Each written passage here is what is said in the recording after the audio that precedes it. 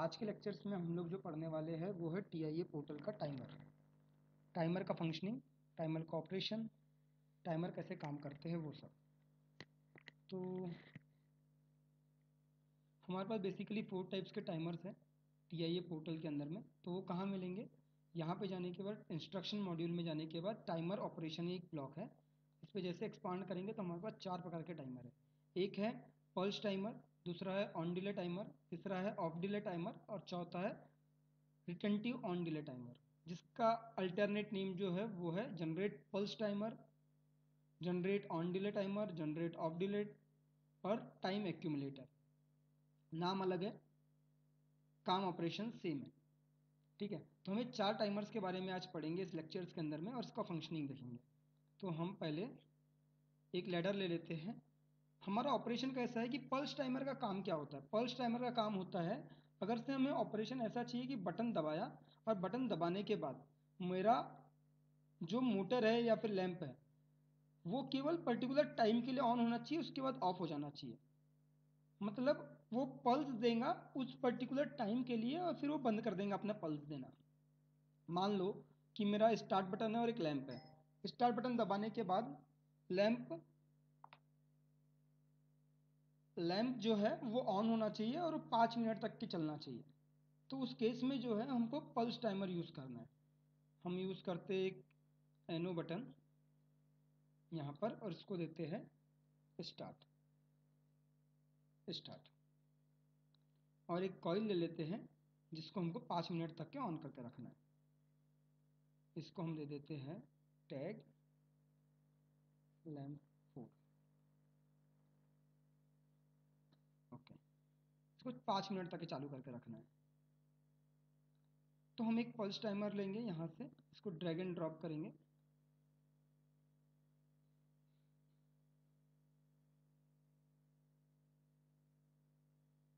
देखो, अब जैसे ही मैंने टाइमर को सिलेक्ट किया वैसे ही मेरे पास एक डीबी ब्लॉक सिलेक्ट करने के लिए आया।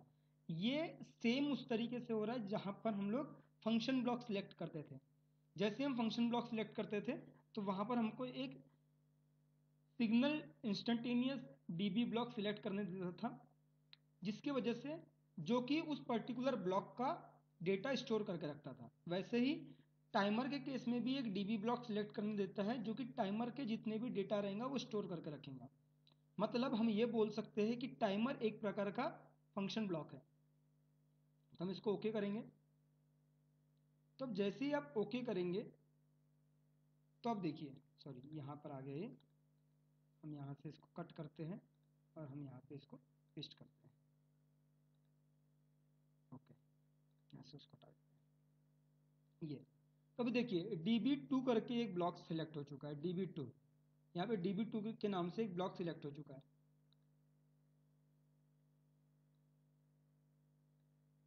ये टाइमर के अंदर DB2 नाम का एक ब्लॉक सिलेक्ट हो चुका है।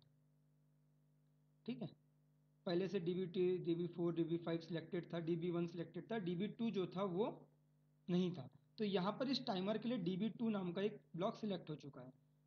ठीक है, तो अब इस DB2 को यहाँ पर दिया है TP मतलब पल्स टाइमर। अब यहाँ पर 2 इनपुट मांग रहा है। एक मांग रहा है प्रीसेट वैल्यू, जो कि देखिए जैसे इस पर क्लिक करेंगे देखो इनपुट है टाइम और डी वर्ड टाइप का डबल इंटीजर है। Double word double integer type का हम लोग एड्रेस यहाँ पर डिफाइन कर सकते हैं। एक तो टाइम डिफाइन कर दो या फिर आप इनपुट डिफाइन करो, चाहे वो HMI से आए चाहे वो कहीं और से आए। तो आप डिले टाइम को डबल वर्ड भी एड्रेस डिफाइन कर सकते हो या फिर डबल इंटीजर वर्ड भी यहाँ पे डिफाइन कर सकते हो मान लो। तो इसका हम सिंटेक्स देते हैं, जो टाइम इसमें डालना है टाइम का एड्रेस डालते टी हैज़ 0 ms, ms मतलब मिली सेकेंड्स। तो मैं यहाँ पे डालता हूँ टी हैज़ 10s, 10s मतलब 10 सेकेंड। तो देखिए ये एक्टिव हो गया। अभी क्या होगा, ये स्टार्ट बटन जैसे ही प्रेस करूँगा तो ये लैंप ऑन होगा और 10 सेकेंड के बाद अपने आप लैंप ऑफ हो जाएगा। तो मैं इसको क्या करूँगा, डाउनलोड करूँगा सिमुलेटर के अंदर में।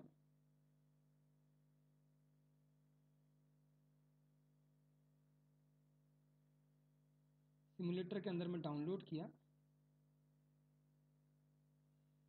और अभी इसको मॉनिटर कर लेता हूँ।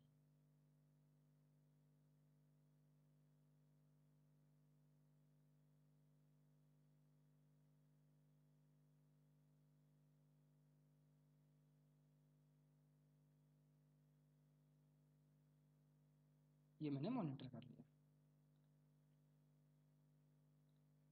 देखिए ये मैंने अभी इसको मॉनिटर कर लिया। इसको मैं छोटा कर लेता हूँ। अभी मैं सिमुलेशन वाला पोर्शन ओपन करता हूँ।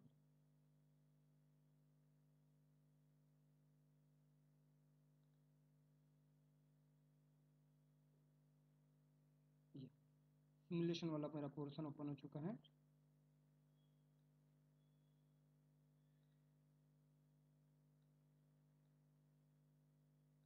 इसको हम छोटा कर लेते हैं ताकि हमारे प्रॉपरली विजिबिलिटी बढ़ जाए। ओके, ये हमारे पास अवेलेबिलिटी है। अभी टाइमर है। टाइमर को स्टार्ट बटन से लैंप को ऑन करना है और लैंप ऑन होते ही मेरा ये टाइमिंग चालू हो जाएगा। टाइमिंग चालू होने के बाद पर्टिकुलर 10 सेकंड के बाद ये लैंप ऑफ होना चाहिए। तो अभी मेरा स्टार्ट पुश बटन है, इसको मैं ऑन करता हूँ। जैसे मैंने स्टार्ट पुश बटन को ऑन किया, लैंप ऑन हो गया। पर जैसे मैं बीच में इसको ऑफ कर दूंगा ना, जैसे मैंने इसको 20 मिनट ऑफ भी कर दिया तो भी ये पल्स इसको देता रहेगा 10 सेकंड तक के। 10 सेकंड तक के ये बंद नहीं होगा। मैं सेम ऑपरेशन दोबारा करवा कर दिखाता हूँ।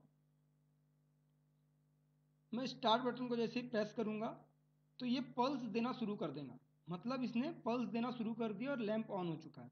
अगर से मैं स्टार्ट बटन ऑफ भी करता हूं तो भी ये लैंप 10 सेकंड के बाद ही ऑफ होगा, पहले ऑफ नहीं होगा। दोबारा हम देख लेते हैं। जैसे ऑन किया, मैंने छोड़ दिया, देखो बटन छूट गई है। अभी भी टाइमिंग चालू है, लैंप ऑन है। पर्टिकुलर 10 सेकंड के बाद ही ये लैंप ऑफ होगा। देखिए 10 सेकंड के बाद बराबर ये ऑफ हो गया। तो मतलब एक इनपुट आने के बाद ये 10 सेकंड का पल्स ए लैंप को देगा।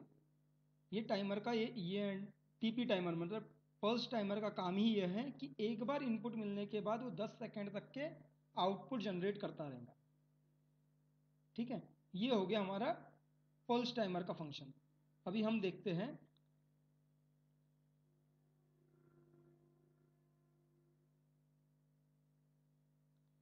अभी हम देखते हैं, इसको मॉनिटर बंद करते हैं। अभी हम देखते हैं इसी में ऑन डिले टाइमर का फंक्शन। ऑन डिले टाइमर कैसे काम करेगा। तो हमारे पास ये ऑन डिले टाइमर है।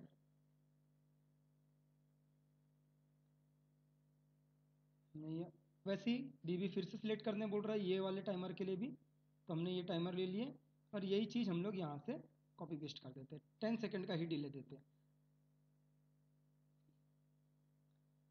इस तरीके से। और यहाँ पर हम एक कॉइल लगा देते हैं,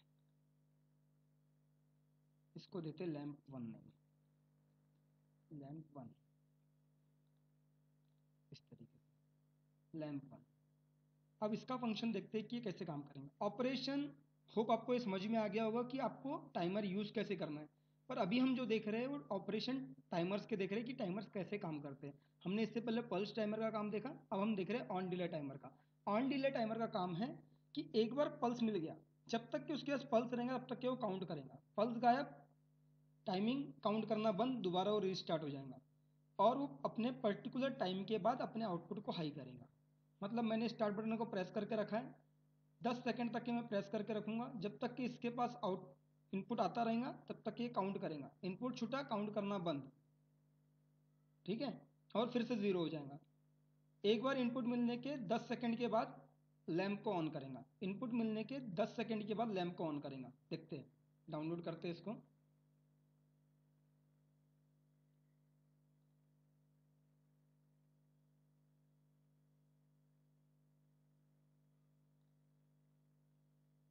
ओके, सिमुलेशन ओपन कर लेते हैं।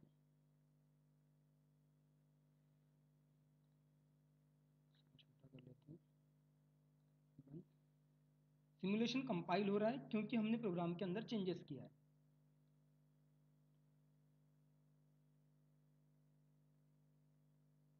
अभी दोनों में डिफरेंस देखिएगा कि जैसे स्टार्ट बटन प्रेस करूंगा ये तो ऑन हो जाएगा और 10 सेकंड के बाद ये ऑफ होगा। पर ये 10 सेकंड के बाद ऑन करेगा। देखिए अभी जैसे मैं स्टार्ट बटन को प्रेस करूंगा, जैसे स्टार्ट बटन को प्रेस किया दोनों ने काउंटिंग करना स्टार्ट कर दिया है। पर ये वाला आउटपुट ऑन है और ये अभी ऑफ है। 10 सेकंड के बाद ये इनपुट को, ये आउटपुट को हाई करेगा। देखिए 10 सेकंड के बाद ये अपने आउटपुट को हाई किया। इसने, ये टाइमर ने लैम्प 4 को ऑफ कर दिया और ये टाइमर ने लैम्प 1 को ऑन किया है। दूसरे बार देखते हैं। देखो रिसेट हो चुके हैं सब। जैसे ही ऑन करूंगा, टाइमिंग करना, काउंट करना शुरू कर दिया है, पर मैं जैसे ही इसको ऑफ कर दूंगा इनपुट को, देखो फिर से 0 हो गया। ये टाइमर 0 नहीं हुआ, ये वाला टाइमर 0 हो चुका है। ठीक है, अब जैसे ही मैं ऑन करूंगा, फिर से टाइम करना, काउंट करना शुरू करेगा। ये इसको इनपुट कंटिन्यू चाहिए, इसको इनपुट कंटिन्यू चाहिए। अगर से इनपुट आने वाला ब्रेक होता है तो ये काउंट करना बंद कर देता है। इसका ये फंक्शन है। अभी हम देखेंगे ऑफ डिले टाइमर का काम। On delay timer set time, जो हम टाइम दिया है उसके उतने टाइम के बाद ऑन करता है। पल्स टाइमर ऑन तो कर देता है, जितना सेट किया है उसके बाद वो ऑफ कर देता है। पल्स टाइमर इनपुट आया, लैंप ऑन, जितना टाइम सेट किया है उसके बाद वो ऑफ कर देगा। ऑन डिले टाइमर इनपुट आया, काउंटिंग करना स्टार्ट, इतने टाइम के बाद उस लैंप को ऑन कर देगा। अभी हम देखेंगे पल्स टाइमर के बारे में।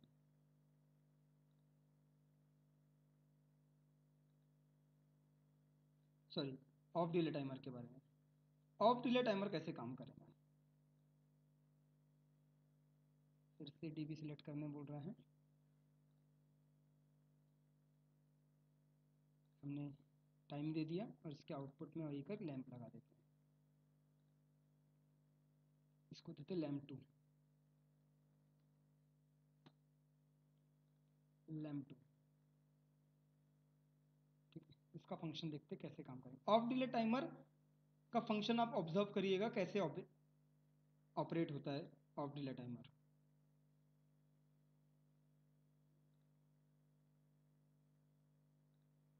देखिए कंपाइल हो रहा है। देखो अभी मेरा इनपुट ऑन है, इसीलिए ये ऑन दिखाई दे रहा है।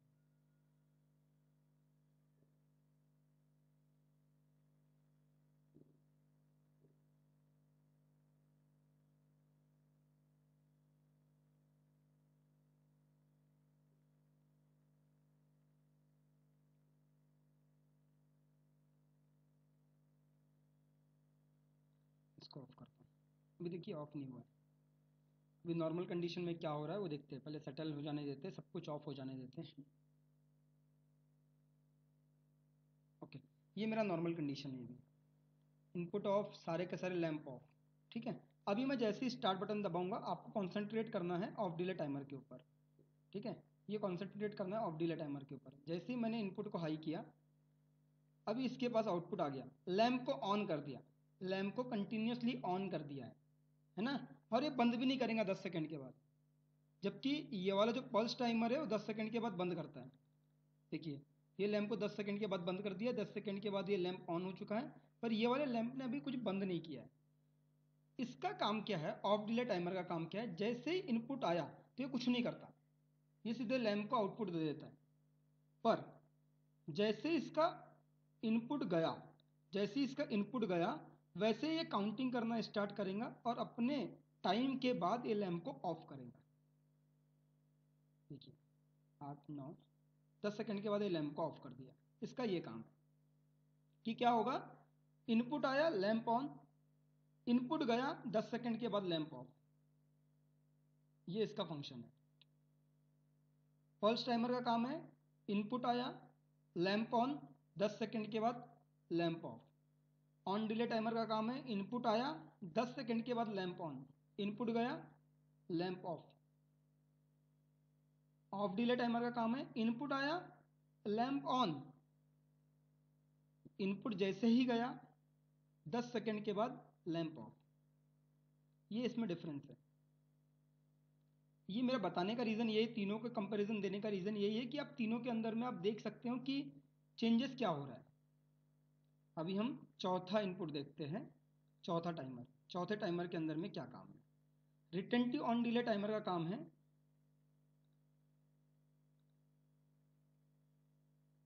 जैसे ऑन डिले टाइमर, देखो एक तरीके का ऑन डिले टाइमर ही है, रिटेंटिव ऑन डिले टाइमर एक तरह का ऑन डिले टाइमर ही है। पर ऑन डिले टाइमर में क्या हो रहा था, जैसे नाम सजेस्ट कर रहा है रिटेंटिव, रिटेंटिव मतलब वैल्यू को रिटेन करके रखेगा वो। ऑन डिले टाइमर में क्या हो रहा था, इनपुट आया, काउंटिंग करना स्टार्ट किया, पर जैसे ही बीच में अगर से इनपुट बंद हो जाए तो ये अपनी वैल्यू को जीरो कर दे रहा है। पर अगर से मेरे को चाहिए कि इनपुट कितने बार भी आए कितने बार भी जाए, जो इसकी वैल्यू है वो रिटेन होना चाहिए, तो on retentive on delay timer क्या करेगा, रिटेंटिव ऑन डिले टाइमर क्या करेगा, वो वैल्यू को स्टोर करके रखेगा। अभी आप देखिएगा,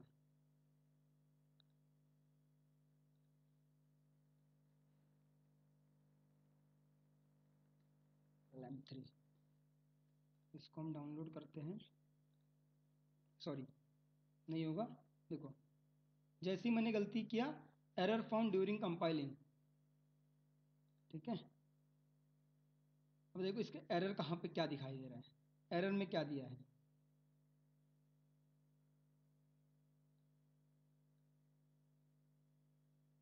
वन एरर क्या है, नेटवर्क 10 में the open required operand required at input and output is missing and has incorrect value. जैसे ही मैं इस पर डबल क्लिक करूंगा तो देखो कहाँ पे वैल्यू लेके गया ये, यहाँ पर वो एड्रेस डालने बोल रहा है, हम इसमें एड्रेस डालते हैं, ये हमने एड्रेस डाल दिया।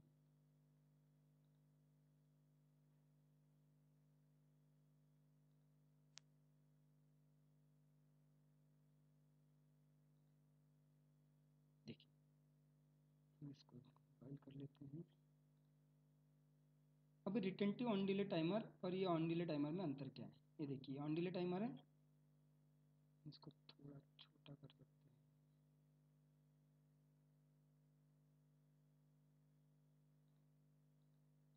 दोनों की वैल्यूज देखिए, ये ऑन डिले टाइमर है, रिटेंटिव ऑन डिले टाइमर है। जैसे ही मैं इनपुट को ऑन करता हूँ तो दोनों ने काउंटिंग करना स्टार्ट किया है, देखो दोनों ने काउंटिंग करना स्टार्ट किया है, पर जैसे ही मैं इनपुट बीच में बंद कर देता हूँ तो इसका वैल्यू देखो जीरो हो चुका है। देखिए इसका वैल्यू ना जीरो हो चुका है, पर वहीं रिटेंटिव ऑन डिले टाइमर का वैल्यू देखोगे तो 4 सेकंड अभी भी मेंटेन करके रखा है। अब जैसे ही मैं इनपुट दोबारा ऑन करता हूँ तो ये 1 से स्टार्ट करेगा और इस 4 से स्टार्ट करेगा। देखिए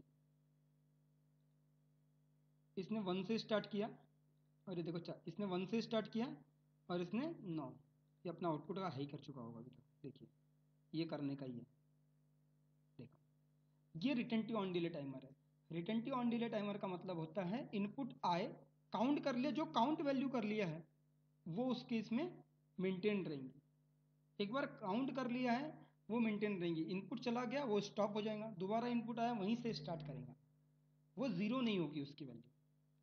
तो होप आपको ये समझा होगा, timer on delay timer, pulse timer, off timer और रिटेंटिव ऑन डिले टाइमर। जिससे लास्ट लेक्चर्स मिस हो गए हैं उसका लिंक डिस्क्रिप्शन में दिया है, प्लीज़ गो थ्रू करिए ऑपरेशंस को, ताकि आपको ये समझ में आए कि कैसे ऑपरेट होता है सारा कुछ। और अगर से वीडियोस पसंद आ रहे हैं तो लाइक करिए, चैनल को सब्सक्राइब करिए और बेल आइकन की घंटी को हिट करिए ताकि लेटेस्ट वीडियोस के नोटिफिकेशन आपके पास आते रहे। Thank you. कल मिलते हैं काउंटर्स के साथ।